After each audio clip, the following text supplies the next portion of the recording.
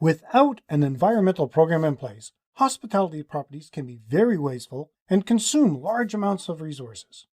But don't panic. I'll show you how you can turn that around.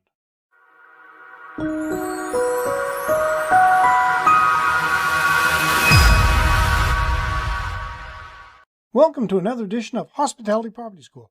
I am your instructor, Jerry McPherson. If you haven't subscribed yet, do it now. And make sure to hit the little bell so you'll be informed when I upload a new video. You won't want to miss anything I designed especially for you. Without a program in place, hospitality properties can be very wasteful and consume huge amounts of resources. But don't panic. Many greening initiatives are not expensive to implement and can provide substantial benefits to your business. There are three key areas of environmental impact that properties should consider: energy, water, and waste. Energy. Extensive use is extremely expensive, but with minor adjustments, it can lead to massive cost savings. Waste. One study I read that the average hotel produces in excess 1 kilo of waste per guest per day. The good news is that approximately 30% of the waste in hotels can be diverted through reuse and recycling. And water. Tourists and residents alike require a clean and dependable supply of water for their survival, including drinking, cooking, and cleansing. Water can also be an integral part to the amenities usually expected by tourists, such as swimming pools, landscape gardens, and golf courses. Water also supports industries such as agriculture that support the tourism industry. Several studies have indicated that economical benefits can be gained in properties through implementing environmental and social initiatives, many with little or no capital. In addition to the cost benefits, there are also other benefits in choosing an environmentally sustainable strategy. These can include gaining a competitive advantage by being a leader in the industry, customer loyalty, employee retention, awards and recognition, regulatory compliance, risk management, and an increased brand value. But the major benefit? It's because it's the right thing to do. There are many green practices that hospitality properties can apply as a preventive measures to save unnecessary costs. Examples of these practices include recycling, use of compact fluorescent lights, they save energy, the reuse of linens, saves water, detergent, energy, and greenhouse gases, low-flow shower systems, saves water and energy, using local products, this can save on transportation costs, installation of green roofs, saves energy, installation of solar heaters or other renewable energy sources. This will also save energy. Reports by hundreds of businesses around the world showed that by applying appropriate management processes, they have reduced energy and water consumption costs by more than 20%, solid waste and wastewater disposal costs by more than 15%, improve the quality of the environment in which they operate, and improve staff motivation and community relations. It is inevitable that there will be a number of huge benefits by going green. Are these making sense so far? Let me know in the comments. Okay, the big question is, how do you get a program started? There are 8 key components to establishing a program to effectively green your hospitality property. 1. You have to identify a green coordinator. In order for an environmental program to be successful, the first step is appointing someone in your organization to be responsible for the program, probably somebody in senior management. In addition to the green coordinator, the hospitality property must have an environmental manager to carry out the program. An environmental manager would primarily be responsible for organizing a green team, coordinating environmental audits for water, waste, energy, carbon emissions and purchasing, and monitoring of performance against established goals. The environmental manager is crucial to the success of the program, as they will assume the role of the program manager, information gatherer, communicator, motivator, and ambassador to guests. 2. Set a standard to focus your efforts and measure future successes. Departmental inspections are essential in determining where you should focus your efforts. To set future goals, it is imperative to have a clear understanding of the property's current position in terms of resources used by departments. Therefore, it is essential to audit how much energy and water is consumed, as well as how much and what type of waste is generated. Measurement and goal setting is vital to the success of an environmental program. You must know what you use and produce before you can reduce it. Now, the departments that need inspection include engineering, laundry, general management, grounds and recreation, housekeeping, purchasing, kitchen and food and beverage outlets, the front desk.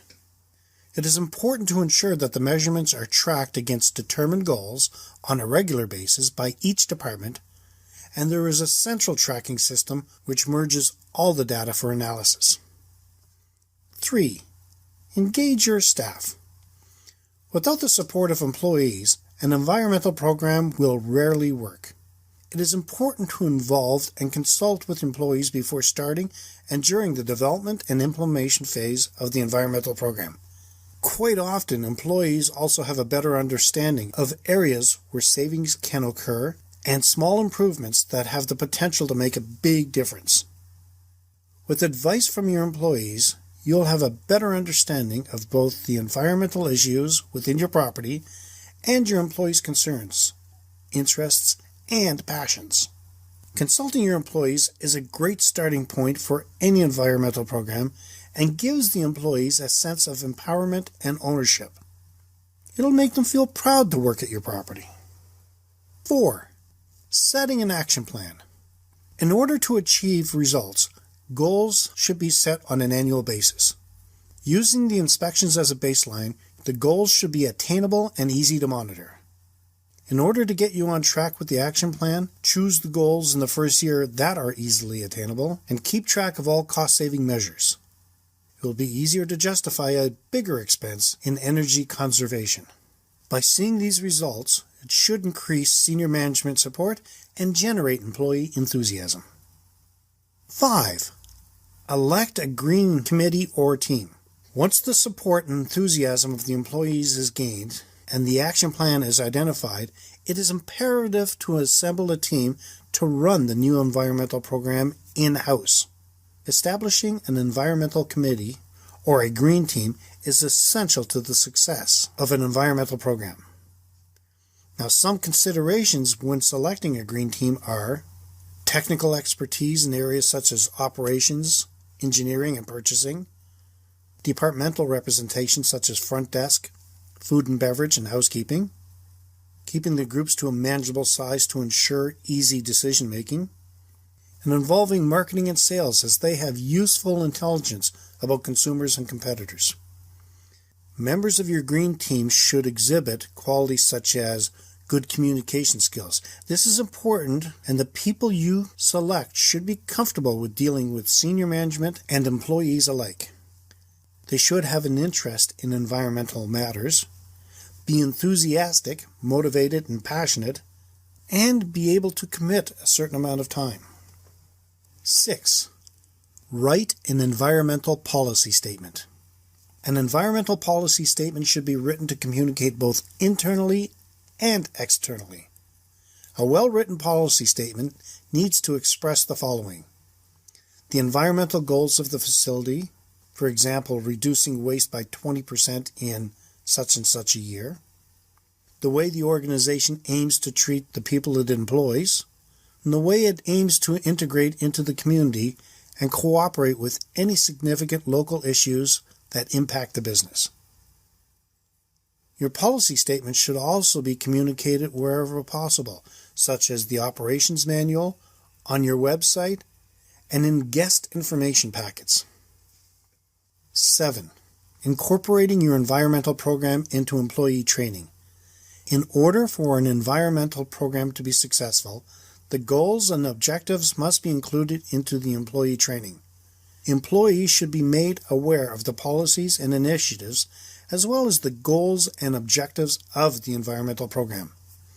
This information should be included in the training documentation, orientation packages for new employees, as well as other staff training methods, with the aim to integrate these policies into the organizations.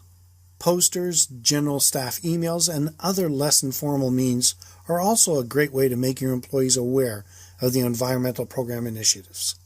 Staff members need to understand their responsibilities and the hospitality property's goals. 8. Set goals and offer regular progress reports. Benchmarking progress on a regular basis is vital in achieving the goal of being a responsible hospitality property. Progress of how the goals are being achieved and the new goals should also be communicated. In conclusion, it's not as hard as you might have thought to start making your hotel, resort, inn, bed and breakfast, etc. greener. Start with the 3 key areas of environmental impact: energy, water, and waste. Focus on the benefits to your property. Follow the 8 key components to establishing a program to effectively green your hospitality property. Identify a green coordinator or champion. Set a standard to focus your efforts and measure future success. Engage your staff. Set an action plan. Elect a green committee or team. Write an environmental policy statement. Incorporate your environmental program into your employee training. Set goals and offer regular progress reports. Okay, this should be enough to get you started. Is your property green or going green? I would like to hear what you're doing. Let me know in the comments. You're going to have access to this post for 6 weeks before it gets locked in the vault for Hospitality Property School Group members only.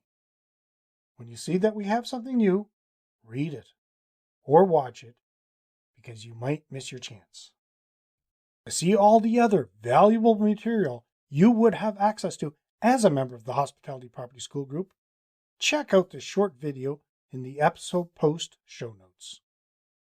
In the next episode, I will be talking about the interesting year we have just had. Well, that's it for today's episode. Until next time, have a fun day. P.S. Did you see the latest insider tips? Find the link in the show